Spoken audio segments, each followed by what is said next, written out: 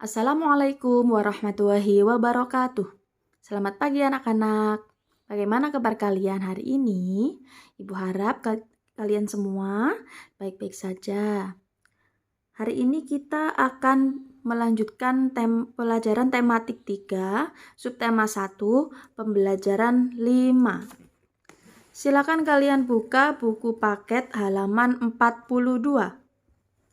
Di halaman 42 ini ada sebuah gambar, yakni tentang gambar organ pencernaan pada manusia.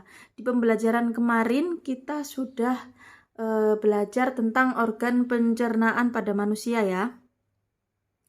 Nah,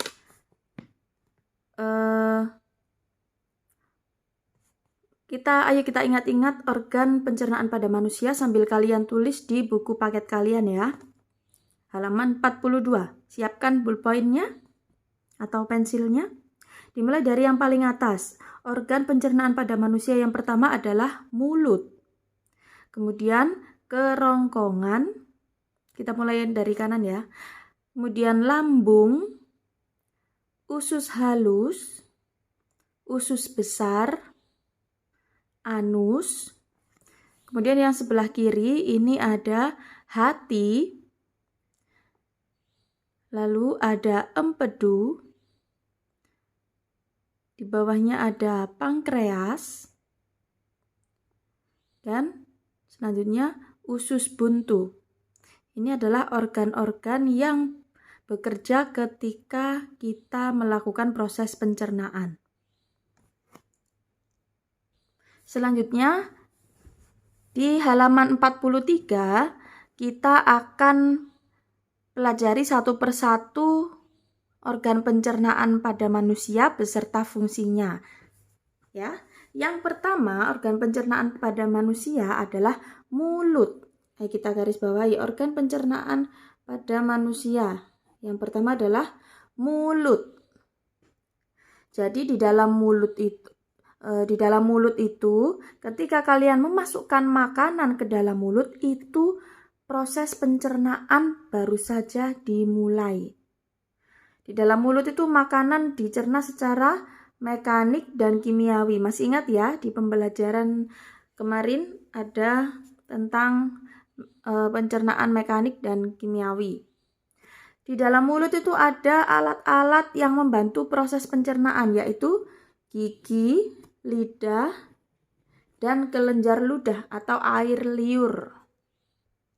Oke, lanjut ke halaman 44 yang atas.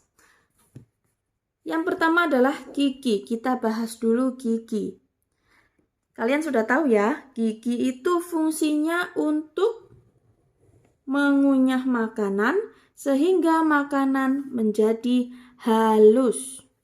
Sehingga enzim-enzim pencernaan mencerna makanan lebih cepat dan efisien karena makanannya sudah halus. Gigi itu ada macam-macam. Ada gigi seri, gigi taring, gigi geraham depan, dan gigi geraham belakang. Masing-masing macam gigi ini punya bentuk yang berbeda, dan karena bentuknya berbeda, maka fungsinya juga berbeda. Nah, coba lihat gambar gigi berikut ini ya. Yang paling depan ini namanya gigi seri.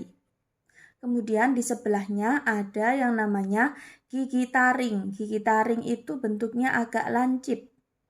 Kemudian belakangnya ada gigi geraham depan. Dan yang paling belakang namanya gigi geraham belakang. Oke, kita lanjutkan ke buku halaman 44 tadi. Gigi seri yang paling depan itu fungsinya untuk memotong dan menggigit makanan. Kemudian gigi taring itu bentuknya seperti pahat runcing. Untuk apa fungsinya? Untuk merobek makanan. Kalau gigi geraham, baik geraham depan maupun geraham belakang, itu kan permukaannya lebar ya dan berlekuk-lekuk. Jadi gigi geraham ini fungsinya untuk mengunyah makanan. Di paragraf selanjutnya ada bagian-bagian gigi. Bagian-bagian gigi yang pertama adalah mahkota gigi atau korona. Kemudian leher gigi atau kolum dan akar gigi atau radiks. Ini Bu Firda tampilkan gambarnya ya. Jadi yang ini adalah yang nampak itu, yang kalian lihat biasanya gigi warna putih itu adalah mahkota gigi. Kemudian di bawahnya ini adalah namanya leher. Ya. Leher gigi. Kemudian yang paling bawah ini tertanam di bawah gusi, itu namanya adalah akar gigi. Oke, selanjutnya yang ada di mulut adalah lidah. Lidah itu fungsinya untuk apa? Lidah berfungsi untuk mengaduk makanan di dalam rongga mulut dan membantu mendorong makanan atau proses penelanan. Selain itu, lidah juga berfungsi sebagai alat pengecap. Jadi lidah itu bisa merasakan manis, merasakan asin, pahit, asam, dan ada lagi yang belakangan ditemukan namanya rasa umami. Rasa asin terletak pada lidah bagian tepi depan. Rasa manis terletak pada lidah bagian ujung. Rasa asam terletak pada lidah bagian samping. Rasa pahit terletak pada lidah bagian belakang atau pangkal lidah. Nanti yang rasa umami kita lihat di gambar berikut. Nah, coba perhatikan gambar ini ya. Yang rasa manis itu dirasa oleh lidah bagian ujung depan. Kalau asin itu di samping depan dan juga samping depan. Kalau asam itu di samping kanan dan samping kiri. Kalau pahit, ini bukan pedas ya, tapi pahit itu ada di pangkal lidah atau bagian belakang lidah. Nah, kalau umami itu ada di keseluruhan bagian lidah. Sampai sini sudah paham ya? Selanjutnya kelenjar ludah atau air liur. Nama latinnya adalah saliva. Fungsinya untuk apa air liur itu? Untuk membasahi dan melumasi makanan sehingga memudahkan kita dalam menelan makanan.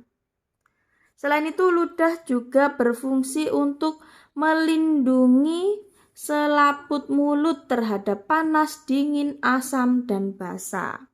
Ada beberapa enzim di dalam ludah itu ya. Ada namanya enzim ptialin atau amilase.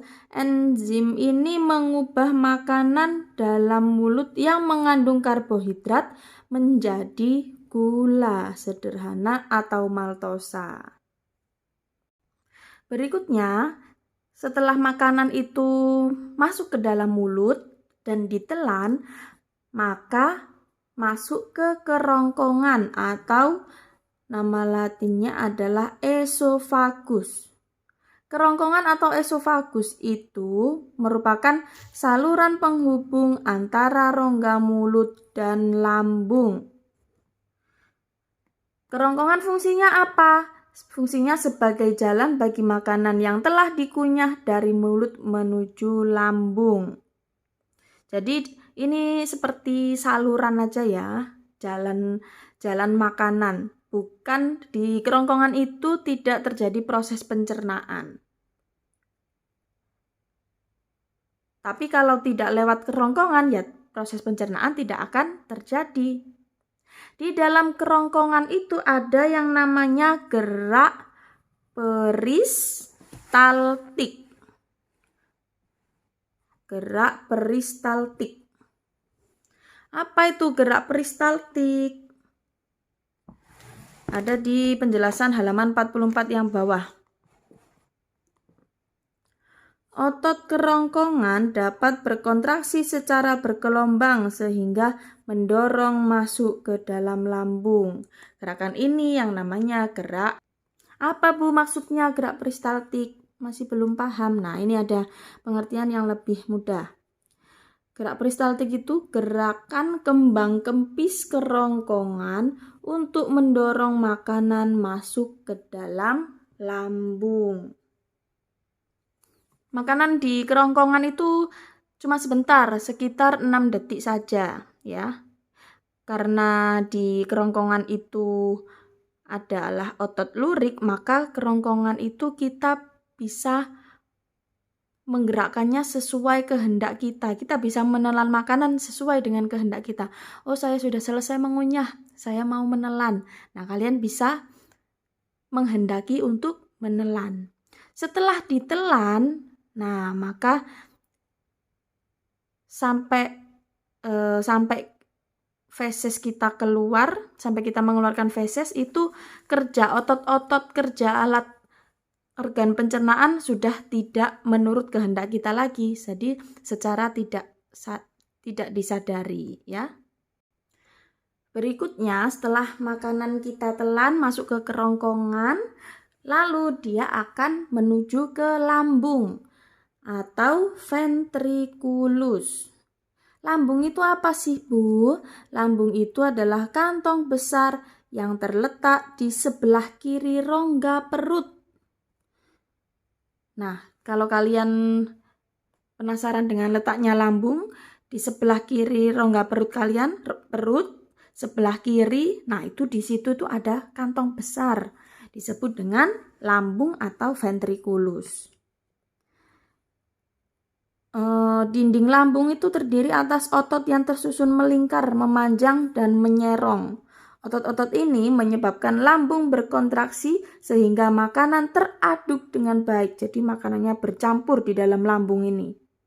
Bercampur merata dengan getah lambung. Makanya makanan di dalam lambung itu bentuknya seperti bubur. Padahal kalian tadi makannya nasi atau mie atau ayam. Nah, setelah masuk ke lambung, makanannya itu dicampur jadi satu sampai berbentuk seperti bubur. Kemudian setelah dari lambung, makanan itu masuk ke usus halus. Usus halus itu nama lainnya adalah intestinum. Apa itu usus halus, Bu? Fungsinya untuk apa usus halus itu? Jadi, usus halus itu merupakan tempat penyerapan sari-sari makanan dan tempat terjadinya proses pencernaan yang paling panjang. Jadi usus kita itu kan panjang. Di situ proses yang paling lama itu ya di usus halus ini. Karena sari-sari makanan kita diserap oleh enzim-enzim yang ada di usus halus. Usus halus itu ada beberapa bagian. Terdiri atas usus 12 jari, usus kosong, dan usus penyerap. Kemudian di halaman 46, silakan dibalik. Setelah dari usus halus, makanan yang tidak dicerna di usus halus itu akan masuk ke usus besar. Jadi makanan itu masuk ke usus besar bersamaan dengan lendir. Sampai dia menjadi feses. Apa itu feses?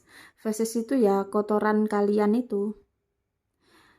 Di usus besar itu ada bakteri, namanya adalah bakteri Escherichia coli atau bakteri E. coli. Apa fungsinya bakteri ini, Bu? Fungsinya adalah membantu proses pembusukan sisa makanan menjadi feses. Jadi makanan kalian yang tadinya warna-warni, yang tadinya rasanya macam-macam, gurih, wangi, sedap. Nah, di usus besar ini terjadi proses pembusukan sisa makanan. Makanya feses yang kalian keluarkan juga berbau yang kurang sedap. Nah, seperti itu ya. Setelah dari usus besar, sudah melalui proses pembusukan di usus besar, maka akan menuju ke anus untuk dikeluarkan berupa feses. Jadi anus itu merupakan lubang tempat pembuangan feses dari tubuh ya. Sampai sini kalau sudah menjadi feses, nah berarti proses pencernaan kalian sudah finish. Kalau kalian kembali memasukkan makanan melalui mulut kalian, ya berarti terjadi proses pencernaan berikutnya. Terus menerus ya proses pencernaan ini. Setelah kita belajar tentang fungsi organ pencernaan pada manusia, silakan kalian buka halaman 49. Yang paling atas itu ada memainkan alat musik untuk mengiringi lagu. Jadi kalau kita berbicara tentang alat musik itu macam-macam ya. Ada alat musik ritmis, ada alat musik melodis. Nah, kali ini kita akan belajar alat musik melodis. Alat musik melodis itu apa? Alat musik melodis adalah alat musik yang dapat membunyikan melodi dalam lantunan lagu.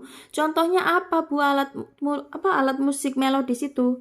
Contohnya adalah pianika, recorder soprano, angklung, piano, gitar, pokoknya yang ada alat musik yang bisa menghasilkan melodi atau tinggi rendah nada ya. Jadi bisa do, re, mi, fa, sol, la, si, do bisa. Oke, kalau tadi alat musik ritmis. Sekarang di pembelajaran 6, halaman 55, silakan kalian buka. Di halaman 56 ini ada penjelasan tentang alat musik ritmis. Kalau tadi alat musik melodis itu yang bisa menghasilkan nada. Seperti do, re, mi, fa, sol, la, si, do. Itu ya bisa. Alat musik seperti keyboard, piano, pianika, dan lain sebagainya. Gitar juga bisa. Nah, alat musik ritmis berbeda dengan alat musik melodis. Kalau alat musik ritmis itu alat musik yang tidak memiliki nada. Nah, fungsi alat musik ritmis itu apa, Bu? Kalau enggak punya nada, kenapa dia jadi alat musik? Nah, fungsinya itu untuk mengatur jalannya irama musik sehingga lagunya menjadi lebih enak didengar. Contohnya, alat musik ritmis adalah gendang, drum, dan tamborin. Nah, kita juga bisa memanfaatkan benda-benda yang ada di sekitar kita untuk menjadi alat musik ritmis.